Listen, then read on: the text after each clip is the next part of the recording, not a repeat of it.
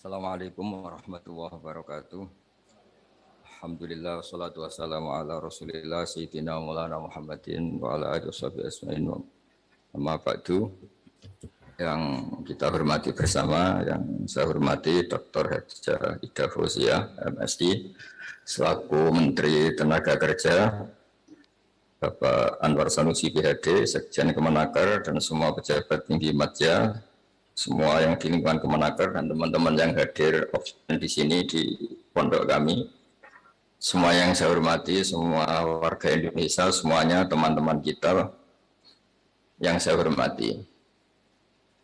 Saya insya Allah ngisi 15 menit, mungkin itu maksimal, karena kemarin saya dibilangin sama mbak saya, Mbak Hin, staf khusus di Kemenaker, junior Bu Menteri ketika di Pondok Bakhrul Ulum di Jombang. Saya tidak akan memberi nasihat banyak, tapi saya punya filosofi tentang ketenaga kerjaan. Tadi sudah disebut bahwa nilai kerja itu ibadah. Agama manapun pasti setuju kalau orang mendapat rezeki atau mendapat kebutuhannya lewat jalan yang halal. Jalan yang halal itu biasanya pilihannya itu ya kerja, terus mungkin warisan, terus hibah. Ini penting saya utarakan karena saya nanti akan baca beberapa makalah yang diriwayatkan ulama-ulama top, termasuk kitab Ihya, kitabnya Imam Ghazali. Kenapa kita bicara tentang pekerjaan? Harusnya kita ketika dapat rezeki itu asumsi Islam, asumsi kebaikan, itu to'amul wahid yakfi isnan, ya. Jadi makanan jatah orang satu atau rezekinya orang satu itu normalnya bisa dimakan orang dua. Wa to'amusnaini yakfi arbatan, normalnya rezekinya orang dua itu bisa dimanfaatkan, bisa mencukupi orang empat. Jadi kekacauan dunia ini dimulai karena jatahnya orang satu menghabiskan jatahnya orang 1000.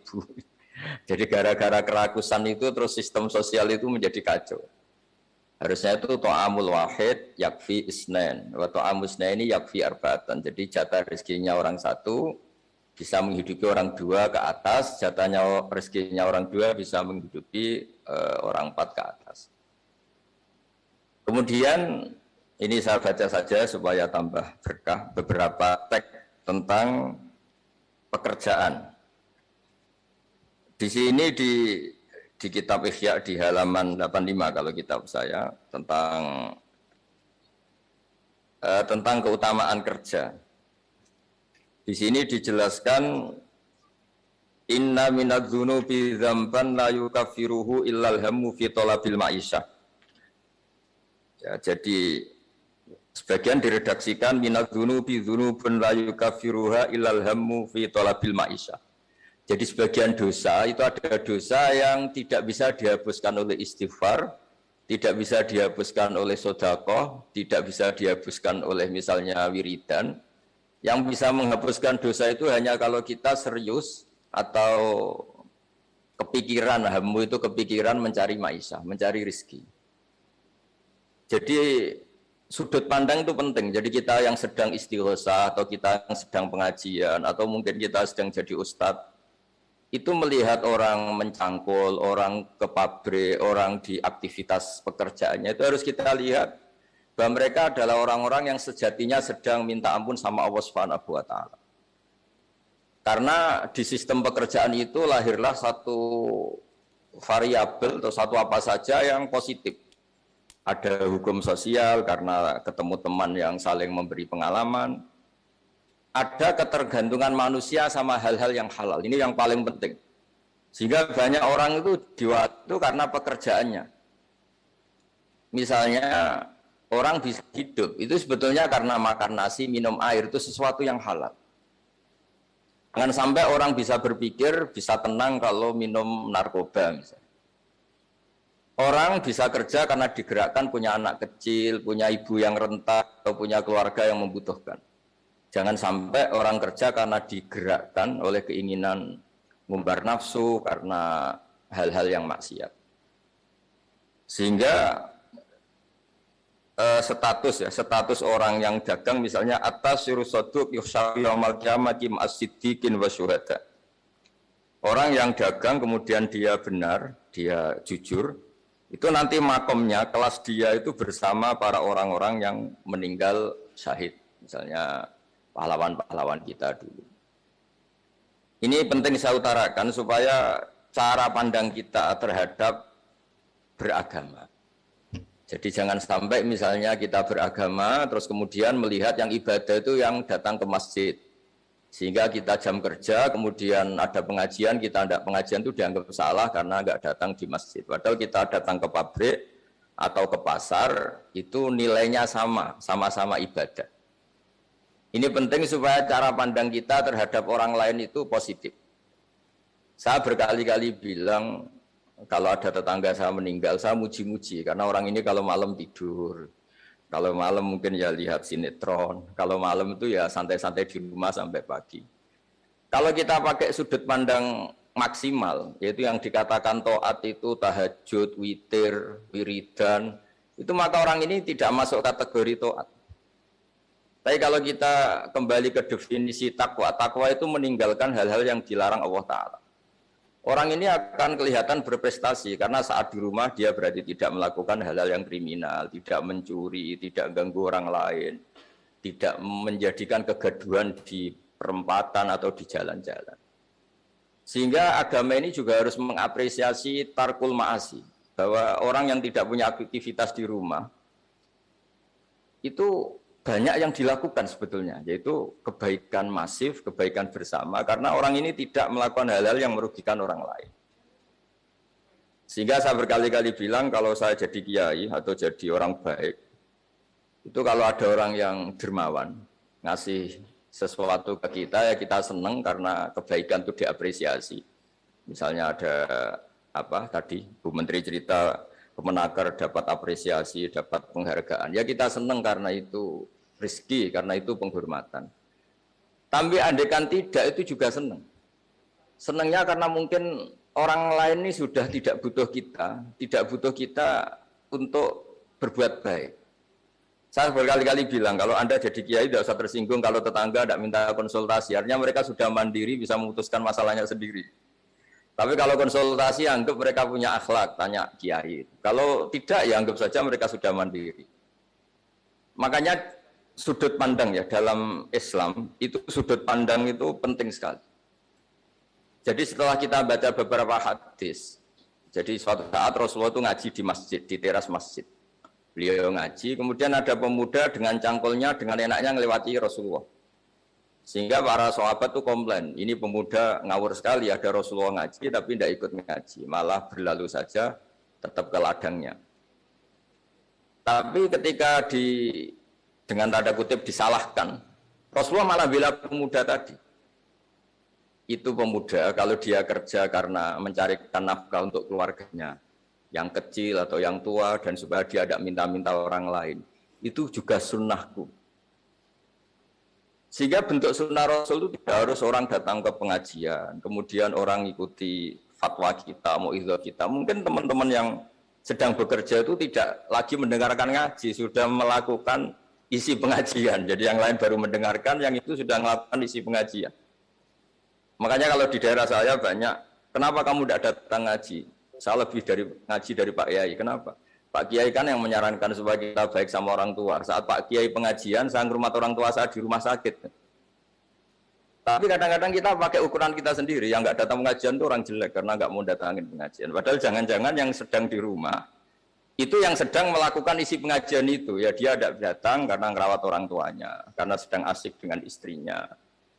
Itu juga harus disebut bagian dari kebaikan, karena dalam kebaikan Islam, Nabi pernah ngendikan, wa fi buti ahadikum sedekah. Kamu kumpul dengan istri kamu itu sedekah. Sampai sahabat protes, ya Rasulullah, masa ayat ti ahaduna syahwatahu wa walahu ajrun. Masa urusan seneng-seneng sama istri dia dapat pahala. Terus Nabi menjawab, alaysa law wada'aha fi haramin akana ali wisrun. Kalau pelampiasan syahwat itu untuk hal yang negatif atau yang haram, dia akan dosa. Maka ketika meletakkan yang benar, dia juga dapat pahala. Jadi pahala itu segampang itu. Orang asik dengan anaknya, dengan cucunya bercengkrama di rumah, itu ya pahalanya besar. Karena saat itu berarti dia meninggalkan maksiat, dia tidak hura-hura dengan sesuatu yang dilarang agama.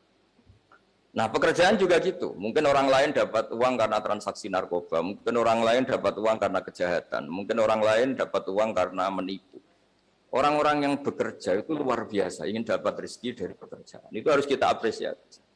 Sehingga makam orang-orang ini, makomnya itu nanti kalau meninggal ma'asidikin wasyuhada. Orang-orang punya gelar asidik, gelar yang luar biasa dalam khazanah kewalian.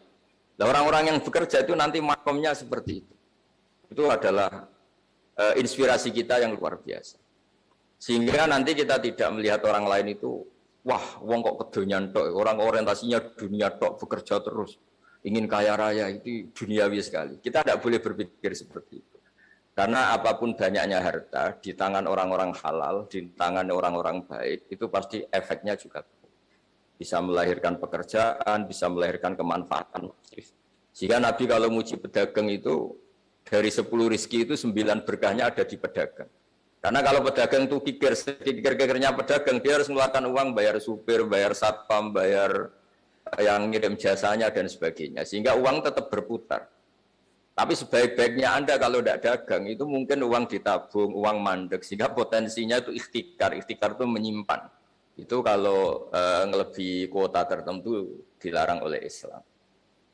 Jadi karena saya nekuni keilmuan agama, maka saya hanya cerita bahwa betapa Allah itu ngapresiasi pekerjaan. Nabi Dawud itu seorang raja, kaya raya. Tapi beliau tidak mau makan illa mingkas biyadih, kecuali hasil pekerjaannya sendiri. Masyhur itu di riwayat-riwayat, beliau seorang raja, tapi hanya makan kalau tembikar atau anyaman bambunya atau apalah, pokoknya dari anyaman bambu itu terjual. Kalau hari itu nggak terjual ya nggak bisa makan. Padahal beliau seorang raja, saking inginnya supaya rezeki yang dia makan, yang beliau makan mingkas biyadih, dari hasil karyanya sendiri. Banyak kiai-kiai guru-guru kita yang meskipun secara lahir kaya, tapi ya untuk pondok, untuk publik, yang untuk dirinya itu sekadarnya. Bahkan saking ekstrimnya di dunia kiai itu ada seorang kiai yang punya pisang yang ditanam secara halal dan di tanah yang pasti halal. Itu setiap makan yang mungkin rofahiyah itu ya agak hura-hura itu dikafaroi dengan makan pisang itu. Satu pisang dibagi-bagi, kemudian itu dianggap kafarah. Nah, kenapa cara-cara publik itu banyak rofahiyah? Rofahiyah itu begini misalnya. Mungkin kalau kita kiai kecil, atau tokoh kecil, atau siapa saja yang nasibnya kecil lah, itu mungkin kita muassis, kita pendiri. Misalnya ada kiai kecil di kampung tertentu, itu mungkin dia pendiri masjid, pendiri madrasah. Tapi mungkin setelah kita jadi kiai besar itu, nyuwun sewu diundang masjid itu. Dan kemudian posisi kita mendapat. Ini yang menjadikan kita harus tawadhu, seperti tadi syairnya Mbah Mus tadi. Kita ketika kiai kecil itu pendiri masjid, tanah kita dipakai masjid, setelah kita kiai besar kok malah dapat uang dari masjid. Mungkin karena kita kuliah tidak pati pinter itu, kelasnya jadi tokoh di pedalaman. Akhirnya kita mungkin bikin apa di situ yang manfaat. Aliran air, bikin apa yang manfaat. Tapi kalau kita kepinteran malah jadi orang yang terus hubungannya dengan negara itu mendapat, bukan memberi. Nah hal-hal seperti ini harus jadi motivasi semua pekerja. Menteri juga mentalnya harus memberi. Pekerja juga mentalnya harus memberi. Maka dulu banyak negarawan kita bilang hubungan Anda dengan negara itu sejauh mana Anda memberi sama negara ini. Jangan berpikir sejauh mana negara ini memberi kepada kita. Itu yang diajarkan guru-guru kita, orang-orang kita, bahwa hubungan kita dengan negara, dengan orang lain itu yunfikun. Yunfikun itu berkontribusi. Sehingga saya ini termasuk kiai yang kalau ketemu orang yang terlalu baik sama saya ini saya sungkan. Karena hubungannya saya mendapat. Tapi kalau ketemu orang yang lebih lemah mungkin saya lebih pede karena hubungan kita ini memberi. Itu yang diajarkan al-yadul ulya khairum min al-yadis sufla. Bahwa tangan yang atas lebih baik ketimbang tangan di bawah. Makanya saya mohon kementerian semuanya lah kita hubungan dengan bangsa kita, dengan masyarakat kita, dengan rakyat kita hubungan memberi, bukan hubungan mendapat. Bahwa secara aturan atau secara kultur karena kita pejabat, kita kiai mendapat itu ya rezeki dari Allah yang kita terima secara syukur. Tapi sebetulnya komitmen kita sebagai bangsa itu komitmen memberi. Ini harus dicatat. Karena Islam mengajarkan ma'aliyal umur, mental-mental yang mulia. Mental mulia itu ya mental heroik, mental memberi, mental berkontribusi. Bukan mental nyuwun sewu, mental hanya ingin mendapat. Itu bukan mental yang ma'aliyal umur, bukan mental yang terhormat. Jadi saya mohon ini mungkin ya harus saya sampaikan karena memang supaya orang itu melihat bahwa pejabat itu mikir kita, mikir negara. Presiden juga gitu, kiai juga gitu. Semuanya harus diartikan mereka itu berpikir keras untuk kita. Jadi kalau kita orang yang mungkin agak nyun sewu, agak dengki atau agak hasut, berpikirnya tuh enak jadi pejabat, enak jadi kiai besar, enak jadi ini itu. Itu jadi kita repot. Makanya tunjukkan bahwa kita adalah orang yang bermental heroik, orang yang bermental berkontribusi, orang yang bermental khairunas anfa'uhum linnas. Terus yang terakhir, karena tadi banyak membaca puisi, banyak saja dan saya senang sekali, tapi saya mau cerita tentang keunikan dunia-dunia wali. Dulu itu ada seorang wali jadi pegawai penjaga kebun, padahal seorang wali dia penjaga kebun anggur. Jaga kebun anggur, karena dia wali hanya jaga aja. Bertahun-tahun dia jaga di situ, mungkin 10 tahun. Suatu saat majikannya datang. Saya ambilkan anggur terbaik, yang paling manis. Karena dia agak pengalaman ngambil yang merah merona, yang tidak kehitam-hitaman dia ambil. Ternyata kecut sekali, masam sekali.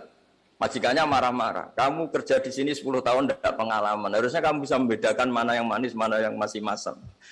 Ya saya ini kan kiai, jadi tidak pernah ngambil sesuatu yang tidak hak saya. Nah kira-kira kalau Anda punya karyawan seperti itu tuh bingung apa Anda? Kalau dibilang khianat, tidak pernah khianat, tapi akhirnya nggak bisa disuruh karena nggak pengalaman. Itu ibarat Anda punya pembantu, ayo anterin saya tidak bisa nyuper. Mobil nganggur banyak kok tidak bisa nyuper, karena saya tidak pernah gerasap. Jadi itu memang apa ya? Jadi akhirnya terus si majikan tadi, sudah kamu jadi guru saya aja, jadi ustadz, kamu nggak pantas jadi pekerja, kata terus akhirnya. Dan ternyata si pekerja tadi termasuk wali besar yang ditulis di khazanah-khazanah kewalian. Itu gara-gara kerja 10 tahun di kebun anggur. Dia nggak sama sekali, nggak pernah makan. Suatu saat majikannya datang minta diambilkan anggur terbaik. Ya dia ngambil sekenanya yang dikira baik. Terus ternyata itu kecut sekali, masam sekali. Ketika dimarahin, ternyata karena dia nggak pernah sama sekali mencoba untuk ngambil anggur itu karena dia merasa tidak haknya. Jadi saya mohon profesionalitas dijaga, amanah dijaga, tapi komitmen terhadap kebaikan bersama karena ekonomi itu kalau kita bangkrut yang sakit ya semuanya, bukan Menteri Keuangan saja, bukan Kemenaker saja. Kalau negara ini kolab yang bingung juga enggak presidennya saja, kita semua juga bingung. Jadi merasalah sebagai bangsa yang bersama, ingin kebaikan bersama karena khairun nas anfa'uhum linnas dan agama ini harus dirasakan sebagai rahmatan lil alamin, semuanya enak, semuanya nyaman karena kita semua kenal bismillahirrahmanirrahim ketika menyebut Allah pasti yang maha pengasih dan maha penyayang. Saya kira demikian, mari berdoa bersama semoga bukti bahwa kita bergantung sama yang menguasai langit bumi, menguasai kehidupan kita, menguasai semua yang terlewatkan maupun yang akan datang. Al-Fatihah. Bismillahirrahmanirrahim. Alhamdulillah.